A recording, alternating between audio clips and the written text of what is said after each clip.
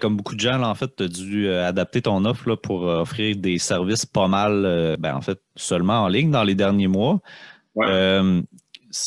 Comment que ça a été? Qu'est-ce qui a été difficile là-dedans? T'avais-tu déjà une structure en place?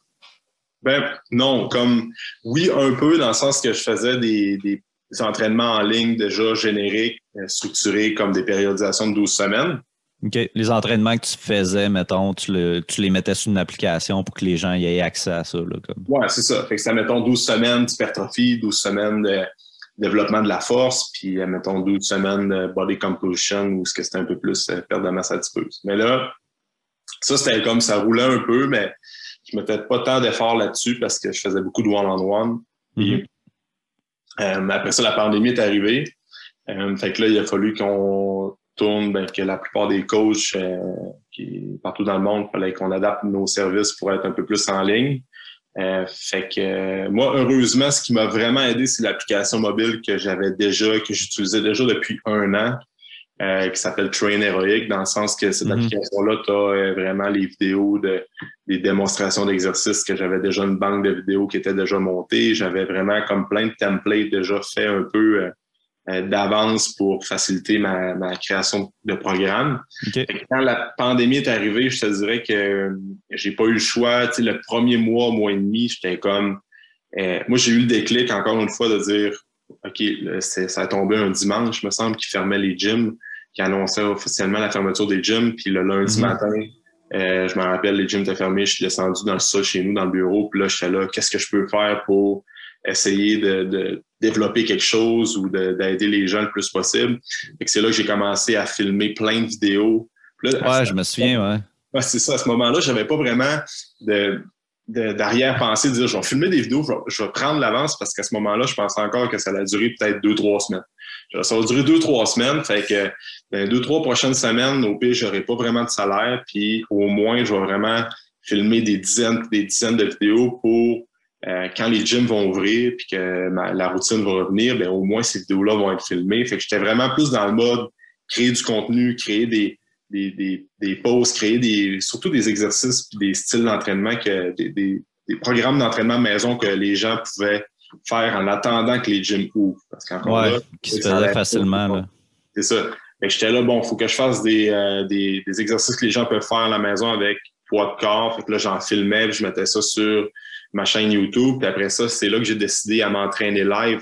Je voyais que il commençait à avoir un petit trend là-dessus que les coachs faisaient des entraînements live sur YouTube ou Facebook.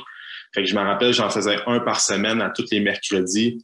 Où j'essayais de dire de ramener les gens, puis c'était totalement gratuitement. Je ramenais les gens vers ma page YouTube et Facebook pour promouvoir mes services. Puis j'étais là, je vais donner du contenu gratuit le plus possible, comme ça, quand les gyms vont ouvrir, ben au moins, les gens vont peut-être avoir fait au moins un entraînement avec moi en live. Fait que le contact va savoir créer un petit peu par l'entraînement en ligne. T'sais. Puis dans les débuts, en plus de faire ça, t'avais-tu quand même maintenu quelques clients qui se sont mis à s'entraîner chez eux, ou bien est-ce que tout le monde est-ce que tout le monde passait un peu comme toi, puis comme ça va rouvrir éventuellement, mais en attendant, j'arrête l'entraînement. T'as-tu perdu tous tes clients ou t'avais quand même. Au début, il y a une partie de clients qui ont tout simplement arrêté de s'entraîner parce que c'était comme ils étaient dépassés par les événements, puis pas de gym. Eux autres, c'était plus difficile de bouger à la maison.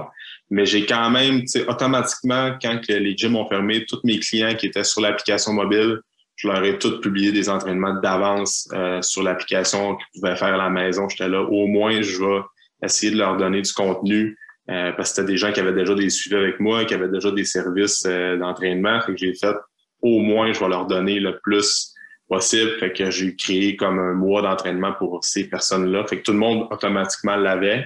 C'est sûr que là, individualisé avec les blessures et les limitations de chacun, c'est un peu plus tricky. Fait que le monde m'écrivait. Fait que je gardais vraiment là un contact avec chacun de mes clients du mieux que je peux parce que c'était important justement de leur donner l'information, de dire on ne sait pas quand les gyms vont ouvrir. En attendant, essaye telle technique, essaie d'avoir des habitudes de vie comme à l'habitude, puis essaie de prendre soin de ta santé parce que c'est vraiment important. Fait que j'essayais d'être là le plus possible pour ces personnes-là. Ben, puis c'est important pour le client vraiment d'avoir quelqu'un à qui rendre des comptes. Un peu comme toi, tu disais tantôt avec ton mentor, ça te permet de rendre des comptes à quelqu'un, mais si tu n'as personne à qui comme dire ben, j'ai fait l'entraînement, ça va bien, avoir un suivi comme ça.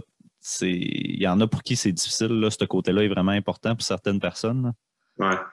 C'est pour ça que je me sentais, il fallait que je sois là pour eux. Fait que le switch, encore là, s'est fait très rapidement. Puis tout ça pour dire que là, je continuais à donner du contenu en ligne. Puis c'est à ce moment-là que le mois de mai est arrivé. Puis j'avais tellement, c'était pas tant ça que, c'était pas tant mon but, tu sais, j'avais pas tant de structure comme on était tellement dans l'inconnu que je vais continuer à créer du contenu, puis à toutes les fois, on voyait que les gyms n'ouvraient pas. Fait que je développais des trucs. J'essayais de travailler vraiment sur ma business au lieu d'être dans ma business puis d'être avec des clients. Fait que je développais plein de trucs. Puis après ça, c'est quand j'ai eu l'idée, je vais faire un groupe d'entraînement en ligne.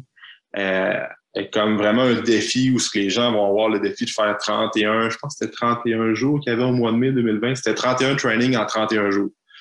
Fait que là, l'été s'en venait, puis là, j'étais comme, je vais faire un entraînement par jour sur l'application, puis le principe était, tout le monde rentre sur un groupe Facebook où ce que là, on pouvait échanger avec des idées de recettes, puis des commentaires, puis le but, c'était que je pouvais faire auto-publier des entraînements à chaque jour sur l'application, fait qu'à chaque jour, c'était un entraînement surprise, t'sais.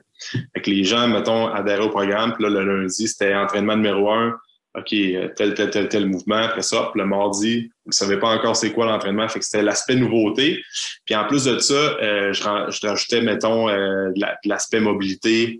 On rajoutait des séances de mobilité, des séances de stretching et tout ça. Fait que c'était 7 jours sur 7. C'était assez intense. Puis là, ce qui est cool avec ça, c'est que le monde voyait l'été arriver. Fait que c'était dans la première vague. C'était comme, OK, c'est hot, l'entraînement à la maison, on va faire des...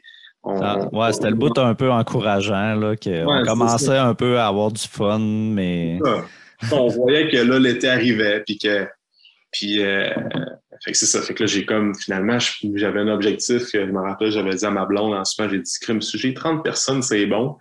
Puis ma blonde avait dit, 30 personnes, t'es audacieux. Puis finalement, ça a explosé. Je pense que j'ai eu quasiment 170 personnes qui ont embarqué. Ah ouais. Puis là, c'était comme, oh shit, là, c'est vraiment de la job. Fait qu'à partir du mois de mai, là, j'ai fait un test de 1 mois. Puis après ça, mois de juin, il y avait encore de la demande. Les gyms étaient encore fermés. Fait que là, deuxième mois de juin, ça pas autant, mais quasiment autant d'abonnés. Même affaire, mois de juillet, à août, ça continuait. Puis encore aujourd'hui, je le fais en cohorte de 3 mois. C'est sûr que il y a moins de participants, mais il y a quand même une bonne base, puis il y a tout le temps des clients qui se rajoutent, des personnes qui se rajoutent dans les cohortes de 3 mois. Fait que ça me fait un bon sideline, même quand les gyms sont ouverts, puis je réponds quand même à une certaine demande des gens qui s'entraînent à la maison, qui fréquentaient déjà pas les gyms, puis qui voulaient juste avoir ce style de programme-là adapté en ligne. Fait que ça a comme été complètement un game changer pour moi.